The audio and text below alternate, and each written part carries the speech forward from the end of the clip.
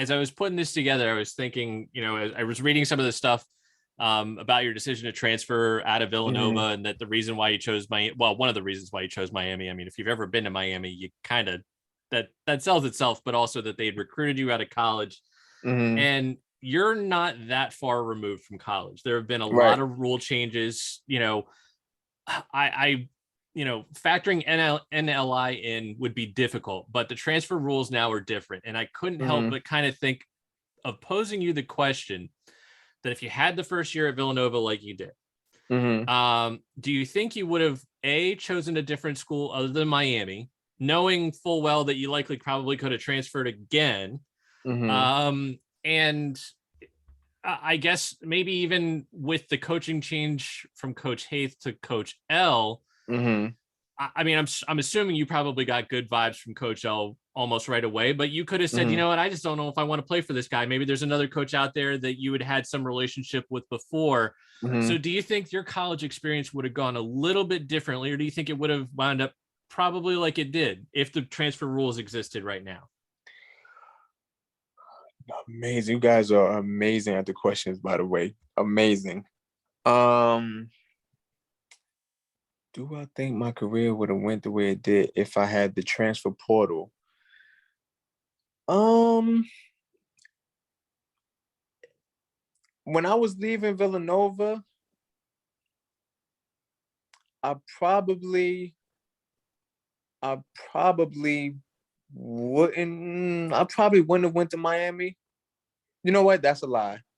I wouldn't have went to Miami, but with Coach Haith leaving, and Coach L coming in, even though, when we first met, he brought up the story of, how I played against him. He was familiar with me. I probably would have transferred. Because, it's taking a chance. Coach L was already recruiting Shane. Shane Larkin was his guy. You know what I mean? So that's a name you can't bring up to us. And here's why. You know how he got there, right? How?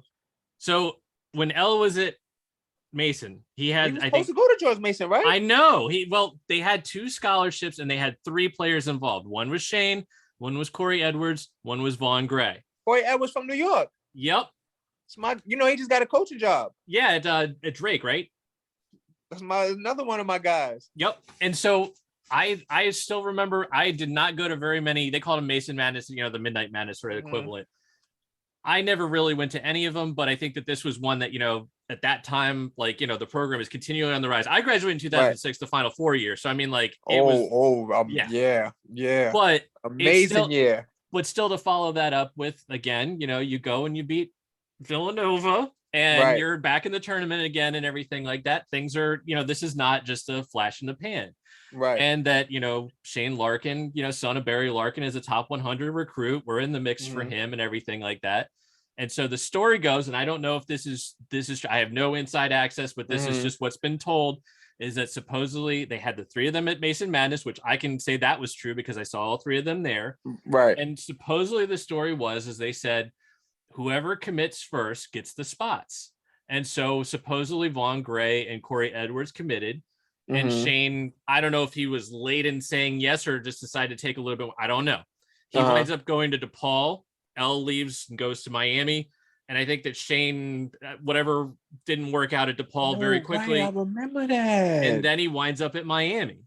And so that's another that's a sore spot. Wow, I forgot about that. I remember he supposed, because I know when they was at George Mason, they wanted him, but I forgot. Didn't he verbally committed to Paul? I think he actually went. I think he started went going there, right, and transferred. And I don't know how many classes he went to. Or I don't think he played in any games or anything like that. But I believe he went to DePaul. I mean, and just whatever it was, but wound up. And I don't think that he had to sit out when he transferred. Actually, I don't remember. Didn't. Yeah, okay. Because my senior year was his freshman year, and wow, you just brought back memories. I forgot about that, but I definitely remember him being at practices. I don't think he was practicing at first. I think he had to be cleared or something like that. Okay. That sounds because familiar. I remember him being on the sideline, like he wasn't practicing yet. And like I said, he might have had to be cleared. And then once he was cleared, he definitely started practicing and playing. So, wow, yeah, you definitely brought back some memories. definitely did. But I forgot what I was saying. Oh yeah, Shane was Coach L's guy, and a lot of times when coaches are coming in, taking over, you're not their guy, so you don't know how it's gonna go. It's kind of like a risk. So I would have, maybe taken some visits and see where I could have went elsewhere. And quiet as kept, I was thinking about going back to Villanova. I actually I had the opportunity because I finished school early. So if I wanted to, I could have transferred. And I think what I almost did it, I think Coach Wright had an article and he brought my name up basically saying like if Malcolm was here. So I don't know if I spoke to Coach Wright, but I was in talks with some people over there, if I'm not mistaken, about possibly coming back. That's interesting. I was in, and a lot of people don't know that I dropped that on this beautiful platform. We are a there platform. We go. We got some. we are a platform where you can also break some news too.